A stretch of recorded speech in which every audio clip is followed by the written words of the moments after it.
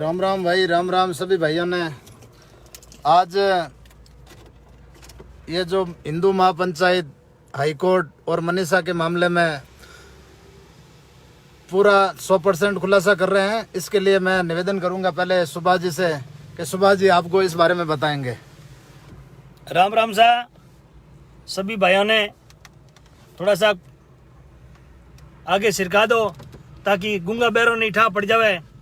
आखिर हम लोगों ने फैसला ले लिया, आपकी इंतजार की घड़ियां खत्म करते हुए 13 फरवरी को महाराजा सूरतमल जी की जयंती के उपलक्ष्य में हमने ये कार्यक्रम हिंदू महापंचायत का जो रखा है, लूणावास रखा है। मेरे युवा साथियों, एक वीडियो 4 दिन 5 दिन पहले हमने लाइव किया था, हजारों फोन आए, हजारों धमकियां आई। मौत तो निश्चित है मेरे युवा साथियों, ऐसे मरने वाले हम नहीं हैं। एक तरफ हमें चिंता किसानों की है, 31 तारीख को प्रोग्राम करना था, लेकिन जो कल रात की जो किसानों के साथ घटना हुई उसको लेकर हम बहुत चिंतित हैं। इसलिए हम बॉर्डर पे जाना चाहते हैं पहले, तो वहाँ समय लग जाएगा, इसलिए हमने थोड़ा सा समय लिया। हाई कोर्ट ने तारीख दी 18 फरवरी को मनीषा को पेश करने की, तो हम चाहते हैं उससे पहले 13 फरवरी को राजा मल सूरतमल जी की जयंती भी है, तो वो भी एक कार्यक्रम हो जाएगा, आपका एक मिलना भी हो जाएगा और बहुत सारी बातें भी हो जाएगी। मेरे युवा साथियां, मैं आप लोग फोन देखो, अब अपना एक परीक्षा है, आप लोग हमारा कितना साथ देते हैं। हम पीछे नहीं हटेंगे, पहले भी कहा था और आज भी कह रहे हैं। हमारे साथ जो गद्दारी की, जो एक धर्म का भाई बनकर एक बच्ची को गद्दारी से उठा के लेके गया, वो सरासर झूठा मामला है। मेरे युवा साथियों, 10 तारीख को बच्ची हॉस्टल में थी, आप पता कर लेना 10 तारीख को शादी कैसे हुई, बच्ची हॉस्टल में थी, तो सारा फर्जीवाड़ा किया हुआ है। बच्चा नाबालिग है, आपको सबको पता है। तो मैं ये चाहता हूँ कि आप लोग जो फोन करके बोलते हो सुभाष जी भाई साहब क्या हुआ, कहाँ रखी, तो अब मैं एड्रेस देता हूँ। लूणावास बागरानी के मीटिंग रखी है, महापंचायत है, आप लोग हमारा कितना साथ देते हो ये हम आपको उस टाइम आओगे उस टाइम बताएंगे। और हमारा दर्द हमारे अलावा कोई नहीं जानता। मेरे युवा साथियों, चेहरा देख लो, काला पड़ गया है, रात भर सोते नहीं है टेंशन के अंदर। हम टेंशन ले रहे हैं कि उस समाज के साथ जो उस बच्चे ने गद्दारी की है, उसके समाज ने, वो उसको दंडित मिलना चाहिए। बाकी भाई साहब विस्तार से मुझे को तब बोलना आता नहीं है। मेरे युवा साथियों, संपत जी भाई साहब बताएंगे, बताइए संपत जी भाई साहब आप। राम राम भाइयों, सुभाष जी कह रहे हैं बोलना नहीं आता, लेकिन बोलने में तो बहुत महारथी है सुभाष जी, वैसे कोई बात ही नहीं है। सब भाई लोग आज जो बात कर रहे हैं हम खुल के बात करेंगे, क्योंकि बहुत समय हो गया। और इस दौरान मैं आपको कुछ आज कागज भी बताऊंगा। जो लोग विरोध कर रहे हैं ना कि ये तो मिरासी है, ढाडी है, वो है, तो सबसे पहले तो ये मेरे पास एक डॉक्यूमेंट है जो उसने अपना ओबीसी का सर्टिफिकेट बनाया था, तो उसके अंदर ये देखना उसने क्या लिखा है, मिरासी दमामी। जो लोग विरोध कर रहे हैं ना कि ये मिरासी नहीं है, दमामी नहीं है, फलाना नहीं है, ढीगड़ा नहीं, मुख्तियार खान, ये रहा। अब इसके अलावा मैं आपको बहुत सारी चीजें बता रहा हूँ जो सुभाष जी ने बताई है कि भाई अब हम कार्यक्रम कर रहे हैं, तो कार्यक्रम का कोई मकसद होना चाहिए। बाला साहब ठाकरे ने कहा था कोई काम करो उससे पहले 100 बार सोच लो, और सोच लिया तो फिर पीछे मत हटो।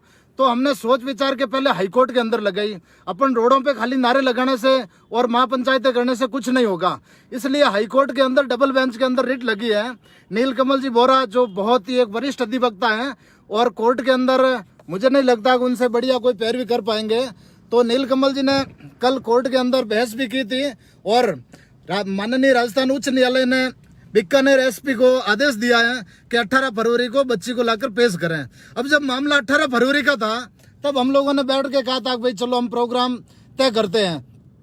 तब दिल्ली के अंदर किसानों वाला मामला उठ गया और टिकैत जी रोने लग गए।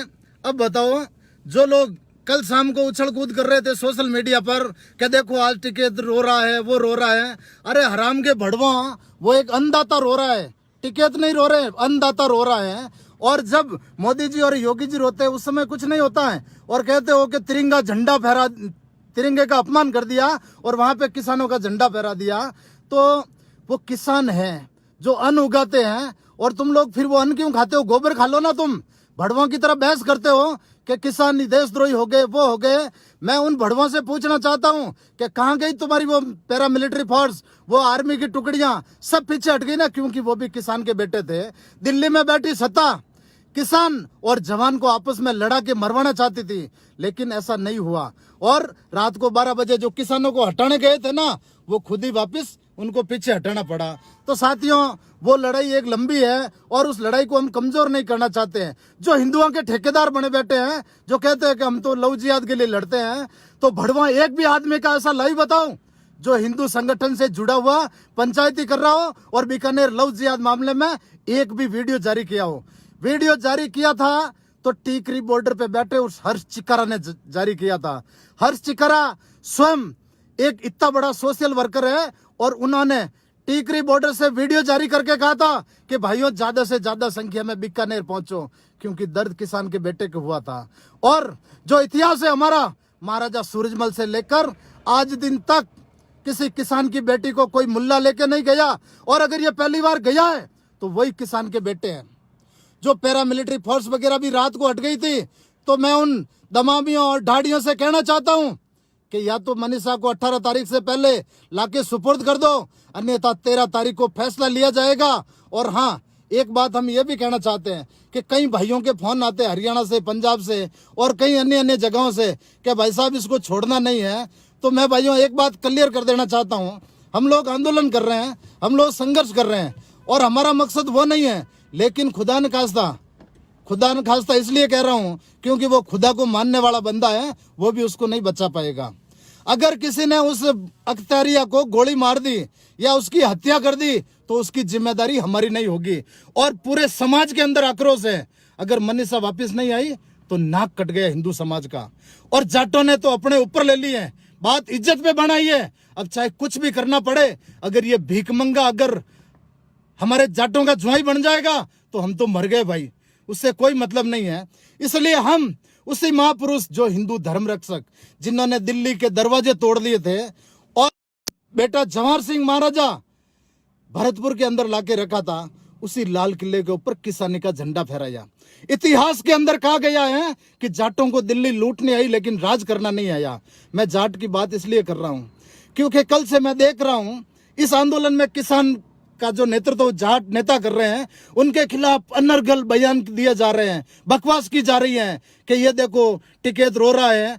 अरे हराम के भड़वा, जिनका पिताजी महेंद्र सिंह टिकैत, उनके एक हुक्के की गुड़गुड़ाहट से दिल्ली की सत्ता हिल जाती थी, उनके बेटे को तुम लोग आज कह रहे हो कि देशद्रोही है, वो पीछे हट जाएगा। अरे कोई बाबा रामदेव नहीं है जो रात को सलवार पहन के भाग जाएगा। पूरी रात में देखो आप क्या हुआ था, और आगे भी ये आंदोलन किया होगा, वो एक अलग रंग लाएगा। जिनकी पत्नियां नहीं संभलती है, खुद की लुगाई नहीं संभलती है, वो भड़वे भी कमेंट कर रहे हैं कि देखो ये मोदी जी इनको हटा दो, वो हटा दो। अरे भाई, किसान नहीं हटेंगे। और मेरे भाइयों, महाराजा सूरजमल जयंती पर अपने लूणावास भाकर एक बहुत ही बड़ा महादेव जी का धुना है आधुनिक, वहां पे 36 कौम समस्त हिंदू समाज की वहां पे एक महापंचायत होगी। और ये महापंचायत 13 फरवरी को हिंदू धर्म रक्षक महाराजा सूरजमल जयंती पर होगी। अब आपको एक छोटा सा उदाहरण बताऊंगा, ज्यादा समय नहीं लूंगा, कि जब महाराजा सूरजमल वीरगति को प्राप्त हो गए थे, तब उनके बेटे थे महाराजा जवाहर सिंह। और महाराजा जवाहर सिंह का राज तिलक हो रहा था, उस समय हजारों किसान इकट्ठे हुए थे।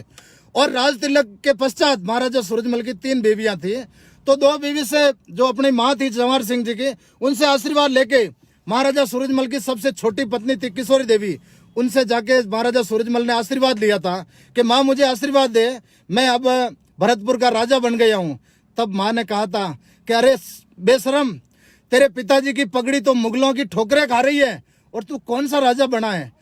तब उनको गुस्सा आया और पगड़ी किशोरी देवी के चरणों के अंदर रखी, बोले माँ मैं उसी दिन इस पगड़ी को पहनूंगा जब मुगलों से बदला ले लूंगा। उस समय दिल्ली के ऊपर चढ़ाई की थी और पूरी दिल्ली को 3 दिन तक तहस नहस कर दिया था, लूट मचा दी थी।